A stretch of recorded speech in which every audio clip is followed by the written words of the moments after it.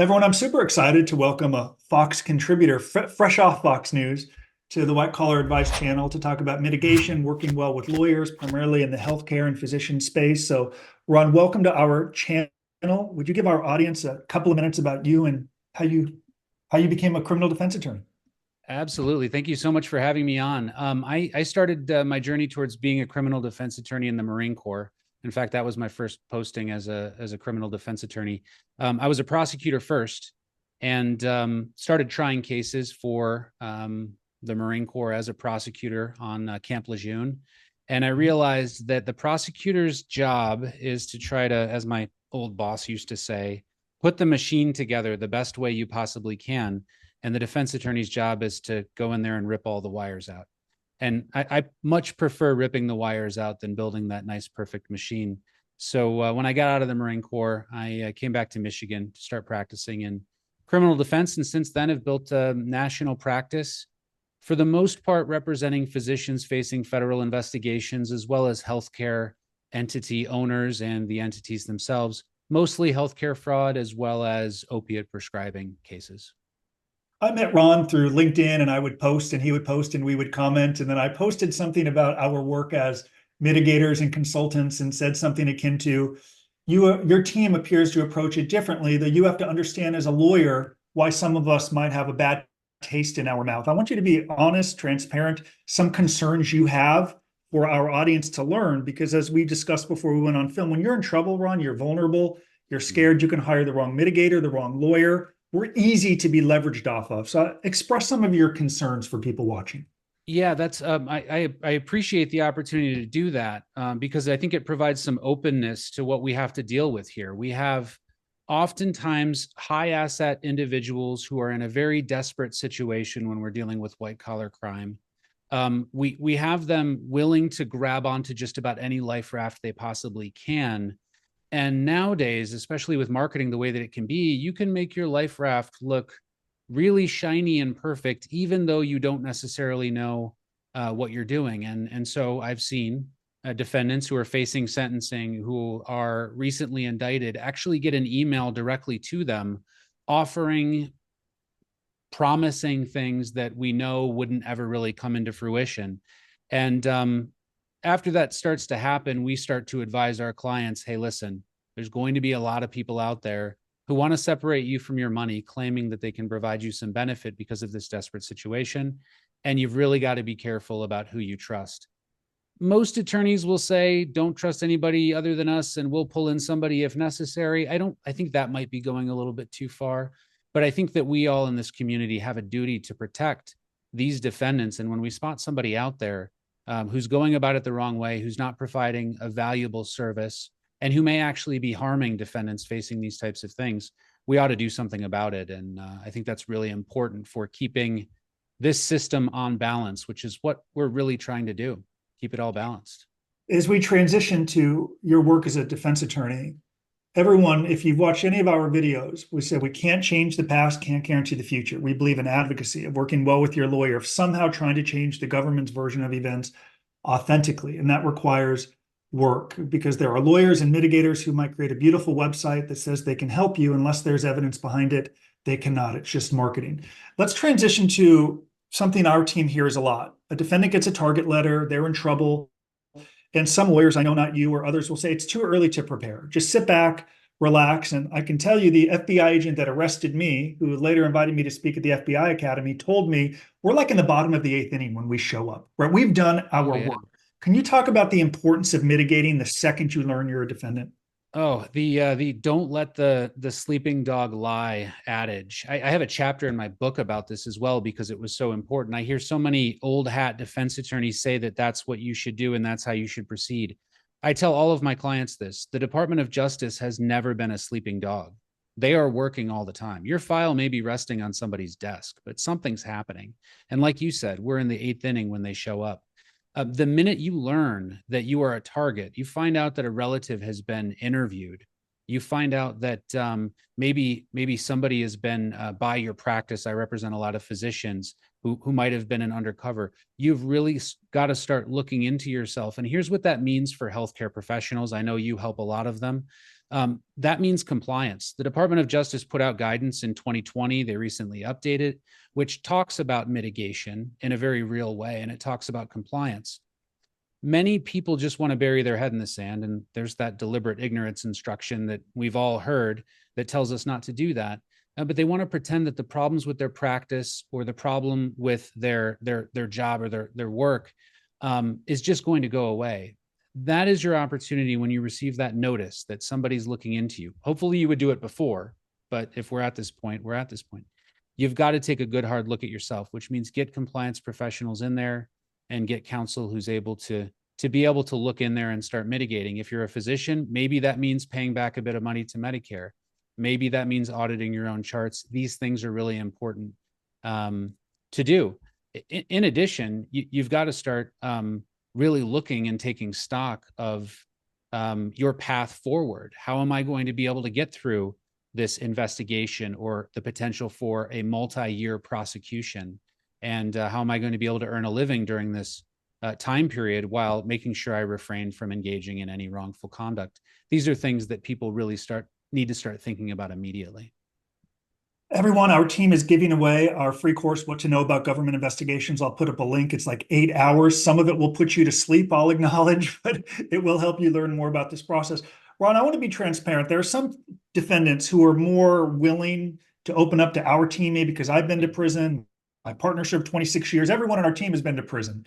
And there may be more of a connection, and some will say, my lawyer's got a law degree and he's charging big money and he's really successful and he's judging me. And because of that, they fail to tell the lawyer everything. Can you discuss, if you don't know everything, you're really not in a position to help your client?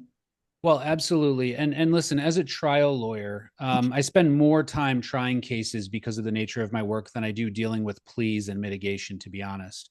I think over the last 24 months, I've had, 8 or 9 full criminal trials lasting about 7 or 8 months in total in trial, and about 7 acquittals, full acquittals of defendants as a result.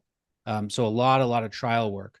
And the reason why I bring that up is because in order for me to actually represent a physician well or any defendant well at trial, I have to know who they are. I have to get granular on their personality, what drives them. Because the one thing I've learned through this work is there aren't really, at least in my line of work, evil people out there.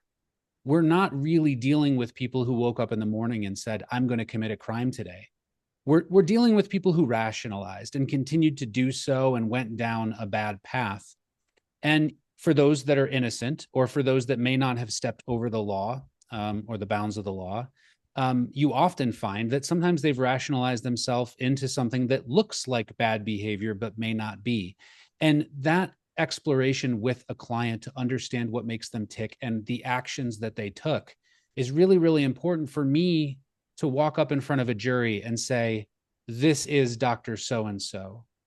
This is their practice. This is how they operate. Unless I really know what's in their heart, it's hard for me to deliver that to a jury. The decision to go to trial versus pleading guilty, as you know, there's a lot of defendants who will say, I felt forced to plead guilty. The biggest crime I've ever committed is pleading guilty. They feel forced. And of course, they're not forced. It's a choice, and they've chosen to sign that agreement. But much of the time, they don't feel the plea agreement is accurate. Walk us through that final conversation with a client like, hey, dude or dudette, the odds of prevailing are low, and I'm going to support you. But you go through that reality check with them, as good as you are and the success you've had, odds are we lose? Well, that's difficult because, I think the win percentage gets a little bit higher when we're dealing with things like healthcare fraud and we're dealing with first offenders, oftentimes physicians, or people the first time they've ever been indicted. But I think I can tell a story which may really, really highlight this with respect to pleas. I had a client, Dr. Thomas Sachi. He would have no issues with me talking about him and using his name here. He was prosecuted in Georgia. He was a physician, and he was jailed for allegations related to unlawful prescribing. He spent, I think, almost 2 years in a county facility in Georgia awaiting his federal trial. And the day of trial, his attorney pulled him into a conference room, not having an expert witness, not having really reviewed the discovery, lack of preparation, and said, we've got an agreement, and the judge told us secretly in chambers, no jail time. Well, he signed the plea and he took it and he moved forward. And then when he realized that that statement, no jail time, was never uttered to anybody, he wanted to withdraw it. And so he hired me to withdraw it. We filed a motion to withdraw the plea. The judge granted it. We took him to trial. And we realized during trial that the government did not secure the toxicologist who tested some very vital samples in the case. Judge Clay Land in Georgia, dismissed the case on Rule 29 mid-trial, almost unheard of to have happen. And Dr. Sachi walked out of court that day. He spent 2 years in jail. So when it comes to bleak outcomes, if an attorney says that you have a bleak outcome, that attorney should only be able to say that after thoroughly investigating the facts of the case, reviewing appropriate discovery, and making sure that the allegations have merit and could be proven beyond a reasonable doubt by the government. If not, most of the discussion about that plea really needs to turn to, what do we know about the case? What do we believe the government can prove? How strong are our defenses? Not, you need to rush through this deal right now because we don't have any other options. That situation is forced by lazy defense counsel, and that's not what we like to see. So what I'll say to everybody out there, regardless of who your attorney is, if you're facing a criminal indictment and you're facing a potential plea agreement, this is the time where we balance the facts of the case and the elements, and we seek guidance from our attorney about whether or not these things can be proven to a jury. Before I transition into mitigation before sentencing, I know people watching this who are going to have, people are going to want to reach out to you, and they may hear you're in Michigan, I'm in Arizona or Georgia. How are you able to help with a case all across the country if you're a lawyer in Michigan? Talk about your reach and how you're in a position to help defendants all over the country. Sure, absolutely. I decided to focus my practice mostly on healthcare defendants and federal investigations in the healthcare sector. The reason why healthcare laws and regulations are very complex and very difficult to understand, it's like tax law. You really want to focus and not do anything else. So because of that, when we narrow our focus on a subject matter basis, our reach becomes a little broader. And as a result, a lot of courts have no issues with letting us in. So I've had cases in Hawaii, had a full acquittal in Puerto Rico, Georgia, Florida, California, everywhere, you name it. Probably I've had cases in just about every one of the 50 states at this point. And one thing I really enjoy about that is walking into a courthouse in a strange environment that I've never been in before.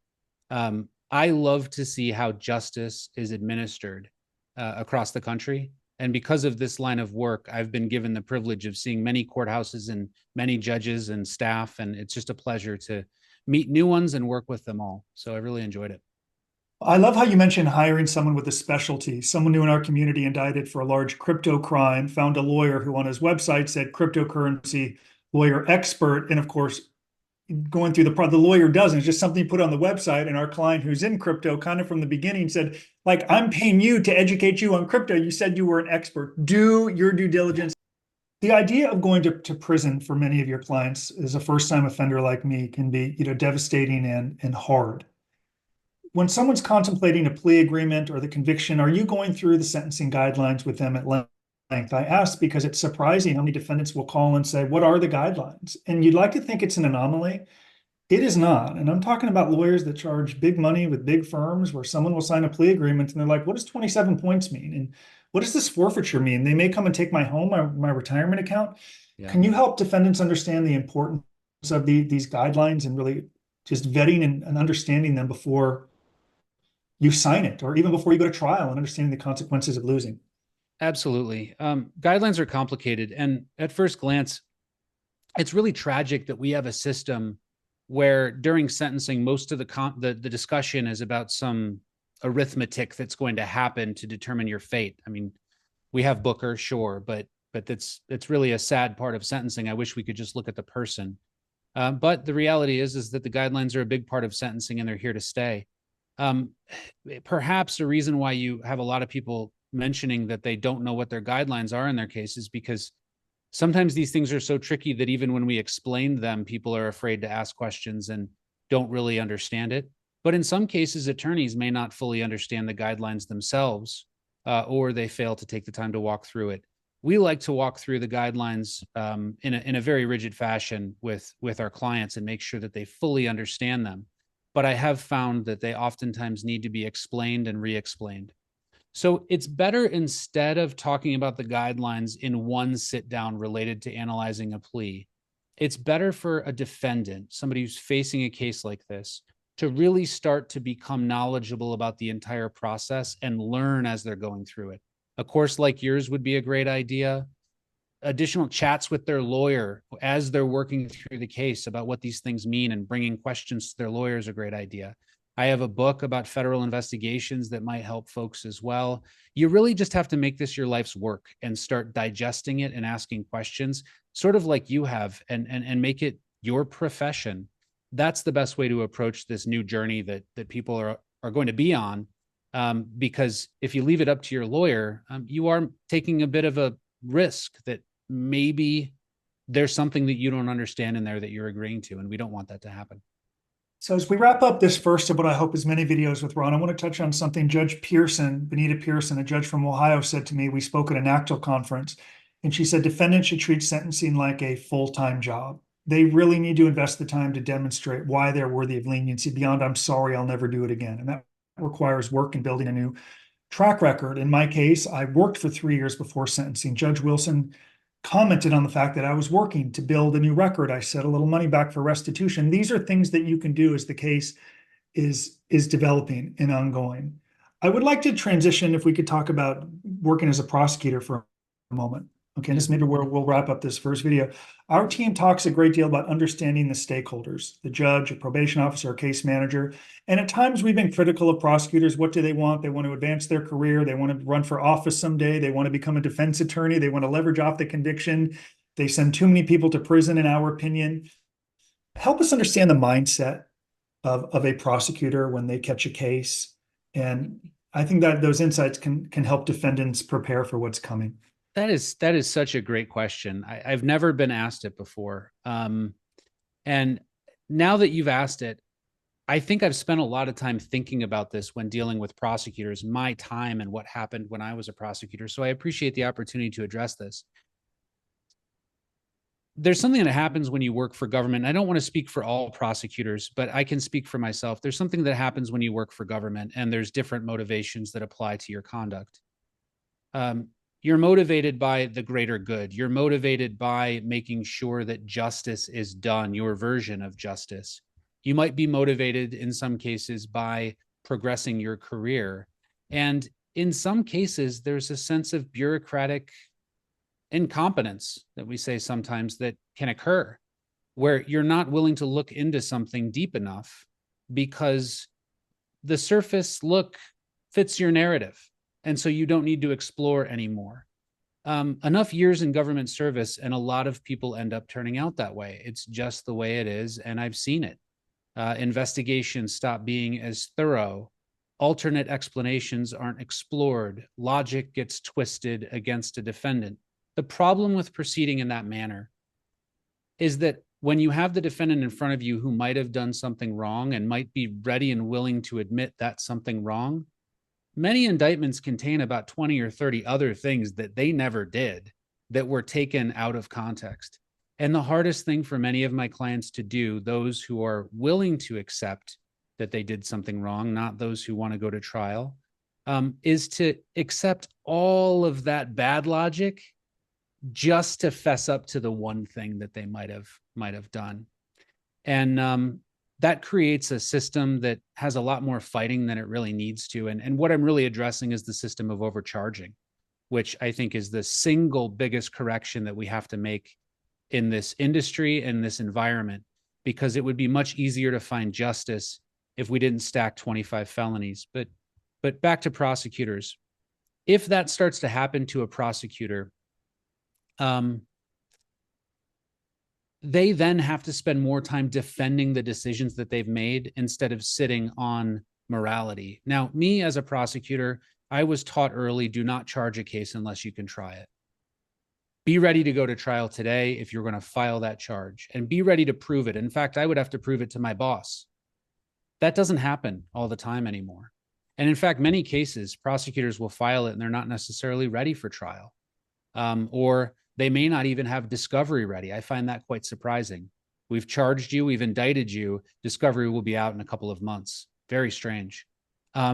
So I think that the prosecutors that are sticking to the way that things should be done, indicting based on logic, based on actual facts, ready to go to trial, and doing justice, I have the utmost respect for those prosecutors. But those who are slipping a little bit in order to get convictions or carry out a larger DOJ theme, that I think there needs to be a self-assessment, because I think there's some real damage going on to our system. And it doesn't take much to figure out which type of prosecutor I'm dealing with. I can usually figure that out pretty quickly, and that changes the way I litigate. If I'm dealing with somebody who's not charging based on logic, we're more likely to proceed to trial. And based on our track record, we're more likely to win. It's been a pretty good run these days, and happy to continue trying cases. Two more questions before Yeah. we wrap up. The idea of overcharging in the healthcare space, any space, but we've seen a number of cases where there's a doctor or physician and they're threatening to go to trial, and perhaps the wife or daughter or sibling worked in the office for a little while, and they come in and they charge the child or the wife, and it compels that doctor, of course, to plead guilty as quickly as possible, even though he feels he's innocent, because his highest value is keeping his sibling or wife out of prison. That's when I hear these stories, I think of overcharging. I presume you've seen a whole lot of that, and perhaps you can offer some insights on that. Absolutely. Threatening to charge the children, charging the spouse. I just finished a case in Ohio where they charged a husband and wife. They charged the wife with distribution causing death, which is a mandatory 20-year prison sentence for an interventional anesthesiologist. Personal feelings about those cases I won't offer, but what I will say is the minute we start to think I can get a bit of a better deal if I just extend the charges to this individual or that individual, whether it's a family member or whether it's a co-conspirator, I have problems with that, because we're really trapping people into this system where prosecutors get about a 99% conviction rate, where they might not have been involved, but for the need to get somebody else to roll over or plead guilty. So overcharging is a big concern. And I think, for that, there's not much we can do. I think that the current composition of our Supreme Court right now may be poised against it. We're looking at the Fisher case, where we're looking at Sarbanes-Oxley potentially being used to charge the January 6th folks. And that's going to be an issue before the court. It is an issue before the court, and I hope that gets resolved. Perhaps we will see that tailored back. We saw the Yates cases not too long ago. The Yates case, that was the fish case, the Florida fishermen, if you might recall. And in that case, I think the justices were very concerned that we were using a 20-year statutory offense to prosecute what amounted to a regulatory fishing crime. The tide's turning on overcharging, and I hope after the passage of some time, things will get a little easier from a charging perspective. In future videos, I'd like to discuss probation interviews, proffers, cooperation, Rule 35s, and 5K1s and things like that. For now, can you wrap up with how someone who's in trouble or considering retaining you, how they could find you? And also, I'd love to put up a spot where they could access your book, whether it's on Amazon or your website. But I'm grateful that you've spent so much time with us. I would love more people in our community to speak with you. So how can they find you? Absolutely. Thank you so much. First and foremost, I'm with the Chapman Law Group. It's just chapmanlawgroup.com, very easy to find. I also have a consulting group, CCG Healthcare. For that, we deal with mostly investigations related to healthcare offenses before you need to go full attorney. The book is Unraveling Federal Criminal Investigations. I'm sure there'll be a link down in the show notes, and I really appreciate that. Otherwise, feel free to reach out to me on social media, or take a look at News Nation. Some mornings I'm on, as well as occasionally Fox News, and happy to see you on there. And if anybody has any questions at all, just reach out, give me a call, shoot me an email, and I am happy to help out anybody in trouble. I think you and I are all in this together just to help improve lives while people are going through this difficult process. And I thank you for being along on that ride with me as well.